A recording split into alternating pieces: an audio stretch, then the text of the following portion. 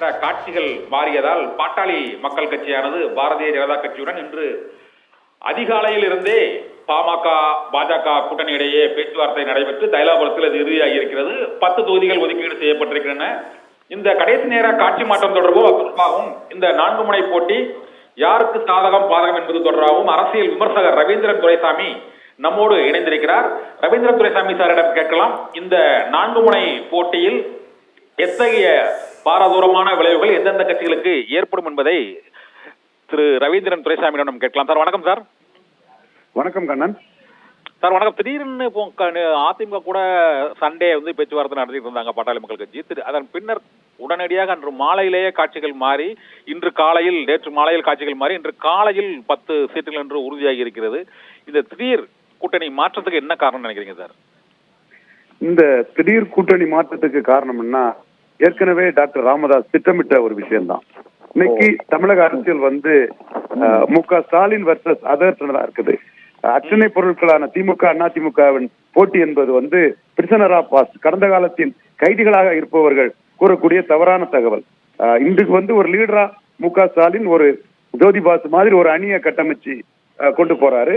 அவரோட அந்த அணிக்கும் மற்றவர்களுக்குமான ஒரு போட்டியாகத்தான் பாட்டாளி மக்கள் கட்சி மற்றும் பாரதிய ஜனதா கட்சியுடனான கூட்டணி தொடர்பாக அரசியல் விமர்சகர் ரவீந்திரன் துரைசாமி நம்முடைய கருத்துக்களை தெரிவித்துக் கொண்டிருந்தார். இது ஏற்கனவே திட்டமிட்டதுதான் என்றும், இந்த கூட்டணியானது மாறியதற்கான பின்னணி என்ன, அதற்கான காரணம் என்ன, இப்போது ஏற்பட்டுள்ள அந்த 4 முனை போட்டியால் கள நிலவரம் எவ்வாறு இருக்கிறது என்றும், இங்கு தமிழகத்தை பொறுத்தவரை ஸ்டாலின் வர்சஸ் அதர்ஸ் என்ற அளவில் தான் இங்கு போட்டி இருக்கிறது என்றும், முதலமைச்சராகவும் திமுக தலைவராகவும் இருக்கக்கூடிய மு.க. ஸ்டாலின் ஏற்கனவே உள்ள அந்த கூட்டணி கட்சியோடு மக்கள் நீதி மய்யம் என்ற நடிகர் கமலஹாசனின் கட்சியையும் இணைத்து கூட்டணிக்கு கூடுதல் பலம் சேர்த்த நிலையில் திமுகவுக்கு எதிரணியில் உள்ள அதிமுக கூட்டணி மற்றும் பாரதிய ஜனதா கட்சி கூட்டணி மற்றும் நாம் தமிழர் உள்ளிட்ட கட்சிகள் இரு அணிகளாக பிரிந்து இருப்பதால்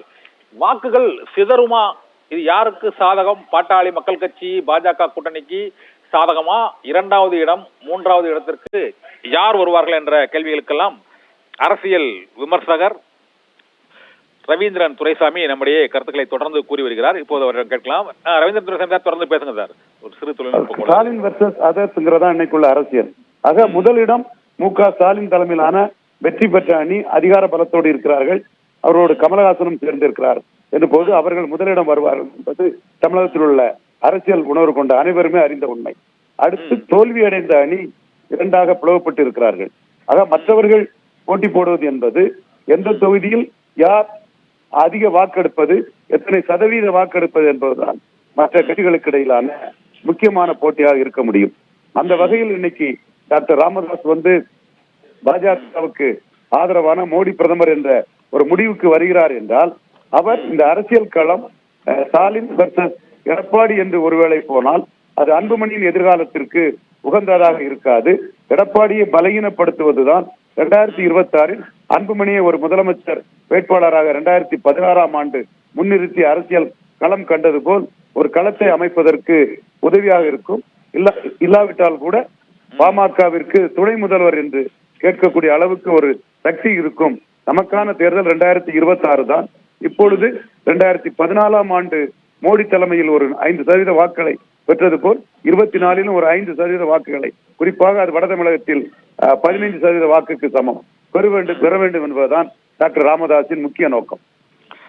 ஆனாலும் இந்த வட மாவட்டங்கள்ல பல்வேறு பாமக செல்வாக்குள்ள இடங்கள்ல பாமக பாஜக கூட்டணியால இவங்க அதிமுக அந்த 3வது இடத்துக்கு தள்ளக்கூடிய வாய்ப்பு இருக்குதா நீங்க நினைக்கிறீங்களா சார்? பல தொகுதிகள்ல அது ஆய்வு பண்ணி பார்த்தா டேட்டா அனலிஸ்டான ஜெயந்தன் மதுரையை சேர்ந்தவர் தெளிவாக ஆய்வு பண்ணி சொல்லும் போது பல தொகுதிகளில் பாஜக பாமக அணி அதிமுக அணியை விட அதிக வாக்குகள் எடுப்பதற்கான வாய்ப்புகள் இருப்பதாகத்தான் கூறுகிறார்கள். சில இடங்களில் 2வது இடத்திற்கு 2 அணிகளுக்கும் இடையில் கடும் போட்டி நிலவும் என்ற கருத்தும் நிலவுகிறது. ஆரணி போன்ற தொகுதிகளில் அதிமுக 2வது இடம் வரும் என்றால், விழுப்புரத்தில் அதிமுக 2வது இடம் வரும் என்றால், சிதம்பரம் போன்ற பகுதியிலும் தர்மபுரி போன்ற பகுதிகளிலும் பாஜக பாமக அணி 2வது இடத்துக்கு வருவதற்கான வாய்ப்புகள் பிரகாசமாக இருக்கிறது. சேலத்தில் யார் 2வது இடம் என்பதற்கு பெரிய போட்டியே இருக்கும் என்ற கருத்து தான் நிலவுகிறது. இந்த கட்சி தான் எல்லா இடத்திலும் 2வது இடம் வரும் என்று கூற முடியாது. அது அந்த கட்சிகளின் பலத்திற்கு தக்கன அது மாறுபட்டு இருக்கும். குறிப்பாக 20 வடதமிழக இடங்களில் ஒரு 10 இடங்கள் வரை பாமக பாஜக 2வது இடம் வருவதற்கான வாய்ப்புகள் பிரகாசமாக இருக்கிறது என்று நான் கருதுகிறேன். அதிமுகவை எடுத்த எடுப்பிலே ஒன்றுமில்லை என்று ஒரு பெரிய கட்சியை தலைமை மாறி ஒரு ஈர்ப்பு சக்தியற்ற தலைமை வந்தால் கூட எடுத்த எடுப்பிலே அவர்கள் ஒன்றுமில்லை என்று அவர்களை தூக்கி போட்டு விட முடியாது. 2வது இடத்திற்கு 20 தொகுதிகளிலுமே 2 அணிகளுக்கு பாஜக அதிமுக, பாஜக பாமக அந்த அதிமுக இடையில் போட்டி இருக்கும் என்று தான் கருதுகிறேன். ரவீந்திரன், இன்னைக்கு சேலத்துல நடைபெறக்கூடிய அந்த பிரதமரின் பொதுக்கூட்டத்தில் வந்து OPS மற்றும் டிடிவி ராமதாஸ் உள்ளிட்டோர் இந்த மேடையிலேயே அவங்க வந்து கலந்துக்கிறாங்க. இது பாரதிய ஜனதா கட்சியோட வாக்கு வங்கிய ஒட்டுமொத்த அளவுல தமிழகத்துல கடந்த முறை நடைபெற்ற பல தேர்தல்களில் பெற்றதை விட இந்த முறை அவர்கள் அதிகரிப்பதற்கான வாய்ப்பு இருக்கிறதா? என்றால் தேர்தல் தேதி அறிவிப்பதற்கு முன்பதாகவே பிரதமர் ஒரு 5 முறை இங்கு வந்து விட்டார். இன்னும் 5 முறை அவர் வருவதற்கான வாய்ப்புகள் கூட இருக்கின்றன. இந்த சூழ்நிலையில் இதுவரை பாரதிய ஜனதா கட்சி பெற்ற வாக்குகளை விட இந்த தேர்தலில் அவர்கள் கூடுதலான வாக்குகளை பெறுவதற்கான சூழ்நிலை இருக்கிறதா? பாரதிய ஜனதா கட்சியோட வியூகம் வந்து என்ன சார்? இங்கு ஒரு தொகுதியை அவர்கள் வெற்றி பெறுவதற்கான ஒரு கூட்டணியை அமைத்த மாதிரி அவர்கள் தெரியவில்லை. ஏனென்றால் தேமுதிகவை விட்டு விட்டார்கள், அதிமுக முறிந்து விட்டது. இந்த சூழ்நிலையில் அவர்களுக்கு வெற்றி வாய்ப்புன்னு ஒரு 1-2 தொகுதிகளாவது இருக்குமா, அல்லது வாக்கு சதவீத அதிகரிப்பு தான் ஒரு நோக்கமாக இருக்கிறதா சார்? அதாவது நாம பிராக்டிகலா பார்த்தா 2004ஆம் ஆண்டு 0, 2009ஆம் ஆண்டு ஒன்றுமில்லை, 14இல் 1 MP, 19இல் ஒன்றுமில்லை. அதை தொடர்ந்து 4 மக்களவை தேர்தலில் அவர்கள் தோல்வி அடைந்ததோடு மட்டுமல்லாமல் அந்த தோல்விக்கான காரணத்தை கூட்டணி கட்சிகள் அவர்கள் மேலே பழியை போடும் தன்மை நடந்து கொண்டே இருக்கிறது. காரணம், இங்கு இருக்கக்கூடிய நாம் தமிழர் சீமான் சொன்னது போல் 18% கிறிஸ்தவ முஸ்லிம் வாக்குகள் தான் அதற்கு முக்கிய காரணம். அந்த வாக்குகள் தங்களுக்கு எதிராக போய்விடும் என்று திமுக அவர்களை கூட்டணிக்காக சேர்த்துக் கொள்ள தயாரில்லை. எடப்பாடி பழனிசாமி இறுதி வரை அந்த கிறிஸ்தவ முஸ்லிம் வாக்குகள், மேலும் எடப்பாடி பழனிசாமியை பொறுத்தவரையில் அட்டர்னி ஃப்ரீ மக்கள் வாக்குகளையும் அதில் கூடுதலாக சேர்த்துக் கொள்கிறார். அவரும் சேர்த்துக் கொள்ள தயாரில்லை. நாம் தமிழர் போன்ற 7% வாக்கு பலம் உள்ள வளரும் கட்சிகள் கூட பாமக எதிர்ப்பிலே மிக அதிக முக்கியத்துவம் கொடுக்க காரணம் அந்த 18% கிறிஸ்தவ முஸ்லிம் வாக்குகள் பாஜகவை தனிமைப்படுத்துகிறது. அந்த இதை முறியடிப்பதற்கு இந்து வாக்கு வங்கியை ஒன்றிணைக்கிறார்கள். கொங்கு வேளாள கவுண்டர்கள், வன்னியர்கள், முக்குலத்தோர், நாடார்கள் என்று இந்து வாக்கு வங்கியை ஒன்றிணைத்து ஒரு 20% வரை அந்த அணி வந்தால்தான் எதிர்காலத்தில் அடுத்த மக்களவை தேர்தலில் பாஜகவுக்காக சீட் கன்வெர்ட் ஆக முடியும் என்ற நோக்கம்தான் அவங்களுக்கு பிரதானமாக இருக்கிறது. இந்த சூழ்நிலையில் ஒரு சில இடங்களில் எதிர்ப்பு வாக்குகள் சிதறுவதனால் தென்காசி, ராமநாதபுரம், கன்னியாகுமரி, தர்மபுரி, வெள்ளூர் போன்ற இடங்களில் ஒரு கடும் போட்டி கொடுக்கும் போது சீட்டு கிடைத்தாலும் நல்லது என்றுதான் கருதுவார்கள். பட் முதல் நோக்கம் இங்கு கிறிஸ்தவ முஸ்லிம் வாக்குகள் பாஜகவுக்கு எதிர் என்பதை நியூட்ரலைஸ் பண்ண ஒரு இந்து வாக்கு வங்கியை ஏற்றுக்கொள்ளக்கூடிய கட்சிகளை வைத்து உருவாக்க வேண்டும் என்பதுதான் மோடி, அமித்ஷாவின் முக்கிய நோக்கம்.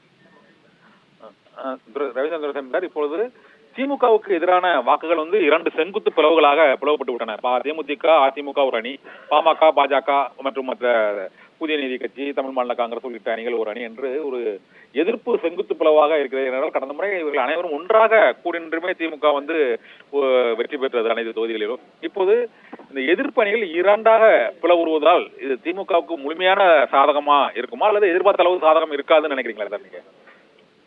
சீட் கன்வெர்டபிலிட்டியில எந்த பிரச்சனையும் இருக்காது. சீட் வந்து பெரிய அளவுல கன்வெர்ட் ஆகும். ஆனா வாக்குகள் வந்து 53% அவங்க பெறுவாங்களா என்பதுல வந்து பொறுத்துதான் பார்க்கணும். ஏன்னா அவங்கள்ட்ட இருக்கக்கூடிய கடுமையா குவிந்து இருக்கக்கூடிய கிறிஸ்தவ முஸ்லிம் வாக்குகள் பாஜக வெற்றி பெறும் என்ற திரட்டு இல்லாவிட்டால் அவை சீமான் போன்றவர்களுக்கு கூட போவதற்கான வாய்ப்புகள் உண்டு. அதுபோல் அவர்களிடம் குவிந்திருக்கும் பறையர் சமூக வாக்குகளும்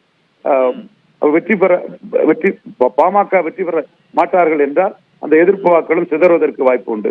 அதுபோல் நாம் தமிழர் சீமானின் பிரச்சாரத்தால் திமுகவிடமே கன்சால்டேட் ஆன பிறமொழியாளர்கள் வாக்கு பாஜக பக்கமும் போவதற்கான வாய்ப்பு உண்டு. ஆக திமுகவுக்கு எதிர்மறையாக கிடைத்து வந்த கிறிஸ்தவ முஸ்லிம் வாக்குகள், பறையர் சமூக வாக்குகள், பிறமொழியாளர் வாக்குகள், இந்த வாக்குகளில் ஒரு சிறு சேதாரம் திமுகவுக்கு ஏற்படுவதற்கான சாத்தியக்கூறுகள் உண்டு. காரணம், இந்த வாக்காளர்கள் எதை த்ரெட்டாக நினைத்து திமுக அணிக்கு வாக்களித்தார்களோ அந்த சூழ்நிலை குறிப்பா கிறிஸ்தவ முஸ்லிம்கள் பறையர் சமூக மக்களுக்கு இல்லை எனும் போது அந்த வாக்குகள் சிதறுவதற்கான சாத்தியக்கூறுகள் உண்டு. ஆனால் ஒன்று மட்டும் உறுதி, கடந்த முறை 23% டிஃபரன்ஸ் இருந்த திமுக அணி இந்த முறை 25% மேல டிஃபரன்ஸ் வரும். அப்படி டிஃபரன்ஸ் ஜாஸ்தி வரும்போது சீட் கன்வெர்டபிலிட்டியில திமுகவுக்கு பெரிய சேதாரம் இருக்காது என்றும் கருதுகிறேன். இப்போது இந்த 4 முனை போட்டியில நாம் தமிழர் கட்சி இந்த வாக்கு சதவீதம் கடந்த முறை பெற்ற வாக்குகளை விட இந்த முறை உயர்வதற்கான வாய்ப்புகள் இருக்குதா நினைக்கிறீங்க சார்? கண்டிப்பாக உயர்வதற்கான வாய்ப்புகள் தான் இருக்கிறது. காரணம், அவர்கள் 4வது முறையும் தனித்தே போட்டியிடுகிறார்கள். இன்றைய அரசியல் சூழ்நிலையில் 2% வாக்கு என்றால் 200 கோடி, 5% வாக்கு என்றால் 500 கோடி. இதுதான் மார்க்கெட் நிலவரம் என்று சாதாரண ஒரு நியூ ஓட்டர்ஸுக்கும் அது தெரியும். அந்த சூழ்நிலையில் தனித்து நாம் தமிழர் போட்டியிடுவது அவர்களுக்கு ஒரு பிளஸாக கருதப்படுகிறது. அடுத்தபடியாக அவர்கள் திமுகவுக்கும் அதிமுகவுக்கும் மாற்றி என்ற அந்த வீகத்தை மாற்றி பாஜகவும் காங்கிரசும் தேசிய கட்சிகள் தமிழகத்திற்கு நன்மை செய்யவில்லை.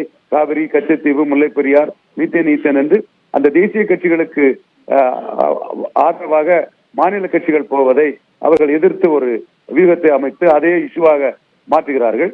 அடுத்தபடியாக கன்சிராம் நிதிஷ்குமார் பாணியில் 100% கம்யூனிட்டி என்று இதுவரை அரசியல் அதிகாரத்தை பெறாத சமூகங்கள், குறிப்பாக போதுமான அரசியல் அதிகாரத்தை பெறாத பறையர் தேவேந்திர குல வேளாளர் போன்ற அட்டவணை பிரிவு சமூகங்களை முன்னிறுத்தி அவங்களோட அரசியல் நகர்வுகளை செய்கிறார்கள். இப்படி மல்டிபிள் ஃபேக்டர்ல செய்யக்கூடிய அவங்களுக்கு திமுக அணிக்கு போட்டி இல்லைங்கிற ஒரு களம் ஃப்ரீயா இருக்குது, free for all, tight fight இல்லைங்கிறது ஒரு சாதகமான சூழ்நிலையை உருவாக்காதான் நான் கருதுறேன். ஒருவேளையில அதிமுக, பாஜக,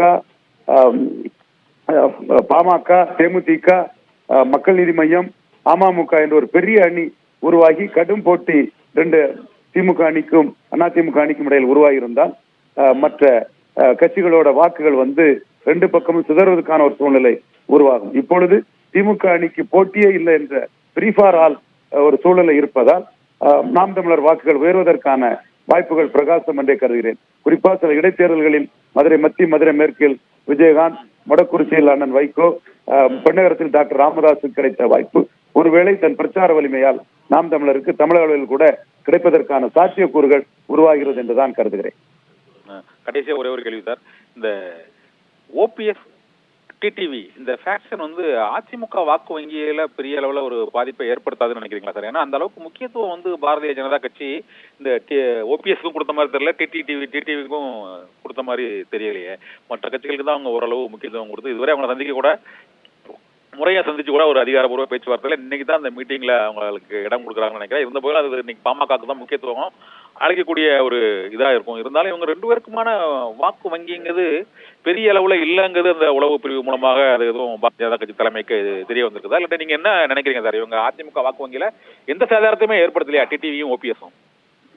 அதாவது இது அரசியல் களம். இந்த களத்துக்குள்ள 10 இடங்கள் பாமகவுக்கு கொடுத்திருக்கிறார்கள் என்றால் அவர்களுக்கு ப்ரூவ்டு ஓட் பேங்க் இருக்கிறது, நிரூபிக்கப்பட்ட வாக்கு வலிமை பாமகவுக்கு இருக்கிறது. வட தமிழகத்தில் 2வது இடத்தை முடிவு செய்யக்கூடியவர்கள். ஆனால் தினகரனோட ப்ரூவ்டு ஓட் பேங்க் என்பது கடைசியாக 2.5%. ஓபிஎஸ்ஸின் ப்ரூவ்டு ஓட் பேங்க் என்பது இபிஎஸ்க்கு எப்படி தெரியவில்லையோ, இரட்டையில சின்னம் 95% கட்சி இருந்தும் அவரோட வாக்கு வங்கி தெரியவில்லையோ, அதுபோல் ஓபிஎஸ்ஸின் வாக்கு வங்கியும் தெரியவில்லை. அதே வேளையில் ஓபிஎஸ்ஆல் அதிமுகவில் சேதாரம் என்று நிரூபிக்க வேண்டும் என்றால் பாஜக அணியில் 10 இடங்கள் பாமக கொடுத்த சூழ்நிலையில் முக்குலத்தோர்களான ஓபிஎஸ்க்கும் டிடிவிக்கும் சுமார் 7 இடங்களாவது 2 பேருக்கும் சேர்த்து கொடுத்தால்தான், அதாவது ஓபிஎஸ்ஐ ஒரு பெரிய சக்தியாக பாஜக முன்னிறுத்தினால்தான் அந்த அதிமுக உடைந்து இருக்கிறது, ஓபிஎஸ் கையிலும் வாக்கு இருக்கிறது என்ற பெர்செப்ஷனே முதலில் கிரியேட் ஆகும். அதை அவர்கள் உணர்ந்திருப்பார்கள் என்று கருதுகிறேன். என்ன முடிவுக்கு வருகிறார்கள், எப்படி பேசி முடிவெடுக்கிறார்கள் என்பதை பொறுத்திருந்து பார்ப்போம்.